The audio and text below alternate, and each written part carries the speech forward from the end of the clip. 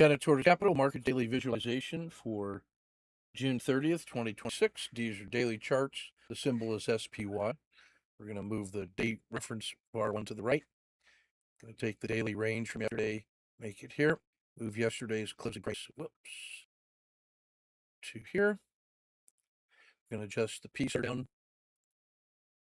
and PSR here. Yesterday's high of the day moves to today's high of the day. Yesterday's low of the day moves to today's low of the day, so you can see the improvement. The slope of the 30, while we're here, just went positive. That's a good thing. A slight uptick now. The 5-day look back. Look at the size of that 5-day range percentage. Extraordinary volatile today was much less volatile, and move was up. That's very positive. So now we're going to just the 10-day look. The 10-day high comes down a little bit as target.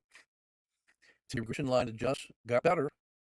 That's the projection is still down, but the slope improved. The 20-period regression line lagged by 10 days, still basically flat. We're going to adjust the 30-day range. The 30-day high and low didn't change. That's still there. This was the 10-day high.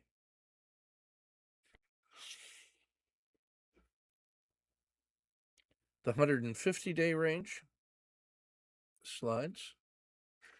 The 120-day regression line lagged by 30 days. Still a long-term upside. This is a support level. That's a support level. We're going to add another level here. That is the double bottom. The RL10 belly, the belly, and then the PSR flip here. So that becomes an important point. Should have had that on there yesterday. So that's what the 30-day range of price looks like. Maximum chaos, but resolving to the upside is what that looks like. The real test is the 10-day high, and then the all-time high, which is also the 30-day high. So there's some tactical play in here, but it's looking fairly good for reasons I cannot explain and don't need to.